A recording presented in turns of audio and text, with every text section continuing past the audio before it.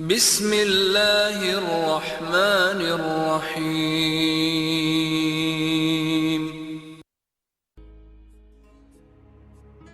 Non, le Coran et la Bible ne racontent pas la même histoire de Marie. Voici pourquoi l'islam la cite plus souvent que le christianisme et le secret d'une mère 2 fois plus grande que vous ne le pensez. 2 religions, une femme, une différence de seulement 3 mots. Mère de Dieu ou mère du prophète. Nous allons disséquer cette divergence monumentale pour révéler comment Marie est devenue une figure si puissante et pourtant si différente dans le christianisme et l'islam. Marie, ou Mariam en arabe, est l'une des figures féminines les plus vénérées de l'histoire religieuse. Dans le christianisme comme dans l'islam, elle incarne la pureté, la foi et l'obéissance à Dieu. Pourtant, si les 2 traditions la célèbrent comme mère de Jésus, leurs récits diffèrent dans leurs détails et leur sens théologique. 1. Marie dans la Bible, la servante du Seigneur.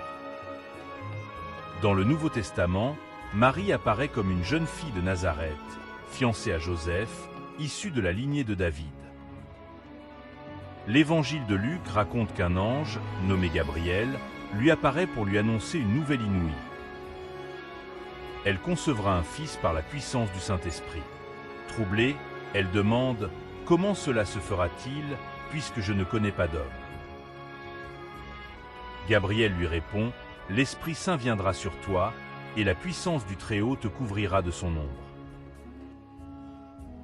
Marie accepte, dans une foi totale. « Voici la servante du Seigneur, qu'il me soit fait selon ta parole. » Luc, chapitre 1er, verset 38. Cette phrase résume toute sa spiritualité, humilité, confiance et soumission à la volonté divine. Le Nouveau Testament la montre ensuite visitant sa cousine Élisabeth, donnant naissance à Jésus à Bethléem, puis l'accompagnant discrètement tout au long de sa mission.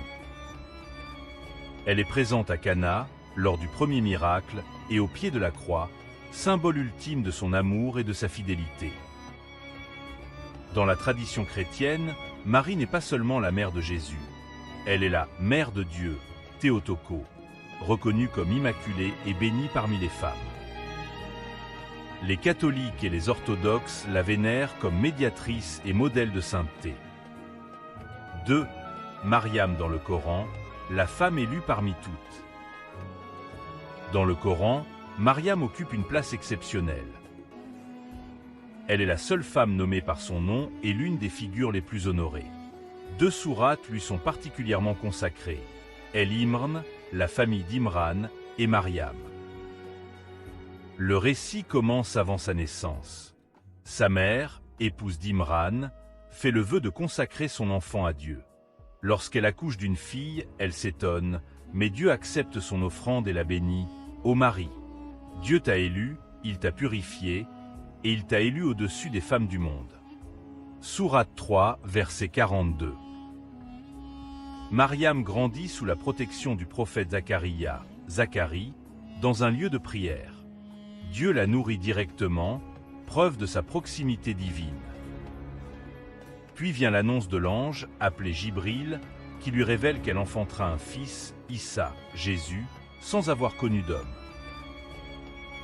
Elle s'étonne, « Comment aurais-je un fils, alors qu'aucun homme ne m'a touché ?» L'ange lui répond, « Ainsi sera-t-il.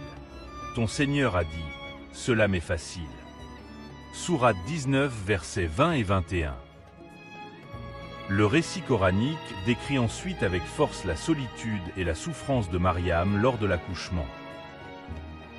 Retirée sous un palmier, elle est saisie par les douleurs et supplie « Si seulement j'étais morte avant cela !» Mais une voix divine la réconforte. « Ne t'afflige pas. Ton Seigneur a placé à tes pieds un ruisseau. Secoue le tronc du palmier, il fera tomber sur toi des dattes fraîches et mûres. » Sourate 19, versets 23 à 26. Dans un geste de miséricorde, Dieu lui offre eau et nourriture.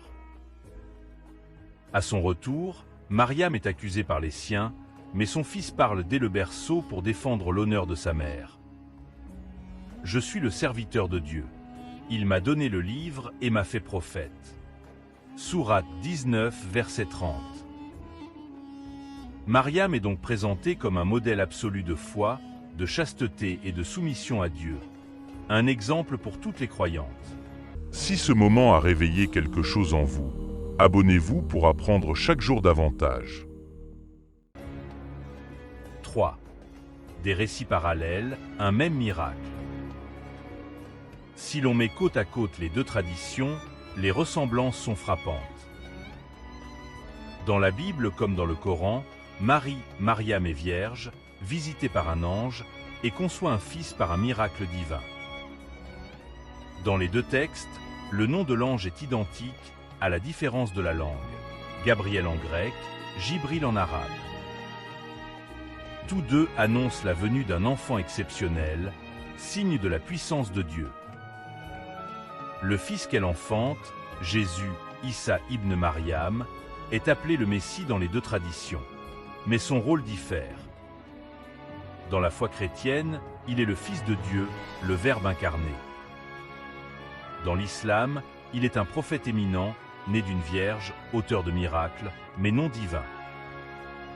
Ces deux visions expriment, chacune à sa manière, un même mystère, celui d'une naissance sans père humain, acte direct de Dieu. Marie et Mariam deviennent ainsi les symboles du pouvoir créateur divin. 4. Les principales différences. Malgré leur convergence spirituelle, plusieurs différences distinguent les deux récits. D'abord, le contexte familial. Dans la Bible, Marie est fiancée à Joseph, descendant de David, garantissant à Jésus son lien messianique avec Israël. Dans le Coran, Joseph n'existe pas. Mariam est seule, protégée par Dieu seul, ce qui souligne encore davantage la pureté du miracle. Ensuite, la tonalité des récits diffère. Les évangiles présentent une scène sobre, presque silencieuse. Marie accouche à Bethléem, entoure son enfant de l'ange et le couche dans une crèche. Le Coran, au contraire, offre une scène d'intense émotion.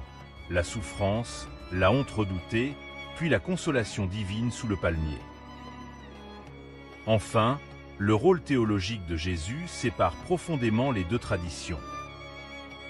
Pour les chrétiens, Jésus est Dieu fait homme, et Marie est la mère de Dieu. Pour les musulmans, Dieu n'engendre ni n'est engendré. Issa est un prophète, et Mariam une femme pure, non une figure divine. Le Coran réprimande implicitement les chrétiens qui considèrent Marie et Jésus comme deux dieux en dehors de Dieu. Dans la sourate 5, la table, verset 116, le Coran dit « Quand Dieu dit « Jésus, fils de Marie, as-tu dit aux gens, prenez-moi, ainsi que ma mère, pour deux dieux en dehors de Dieu ?» Jésus dira « Gloire à toi, je n'aurais jamais dit ce que je n'ai pas le droit de dire. Si je l'avais dit, tu l'aurais su. Tu sais ce qui est en moi, alors que j'ignore ce qui est en toi.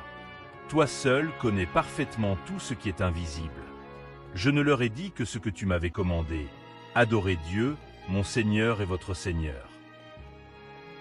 5. Deux spiritualités, une même lumière. Au-delà des différences doctrinales, la figure de Marie, Mariam, reste un pont entre les croyants.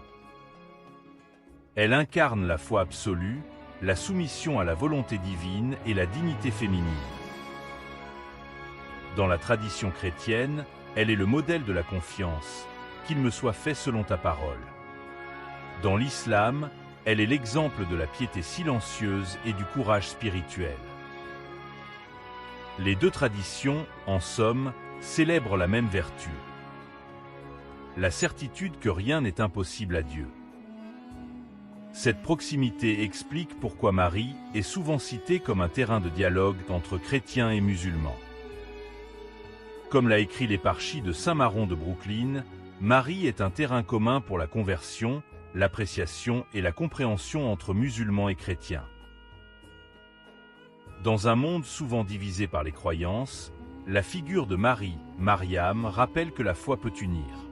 Elle est ce visage lumineux, humble et maternel, qui relie Jérusalem à la Mecque, Bethléem à Médine. Marie dans la Bible et Mariam dans le Coran ne sont pas deux femmes différentes, mais deux visages d'une même âme de lumière.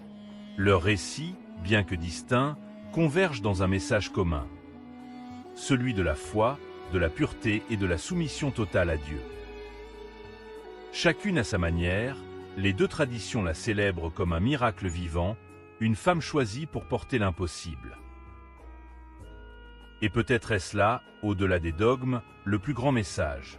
Marie, Mariam, mère du Messie, devient le symbole d'unité spirituelle entre deux humanités qui, toutes deux, reconnaissent en elle la trace de la grâce divine. Merci d'être resté jusqu'au bout. Si cette vidéo vous a éclairé, n'hésitez pas à vous abonner dès maintenant pour ne rien rater. Et cliquez sur les vidéos affichées pour continuer à explorer. Portez-vous bien et à très bientôt.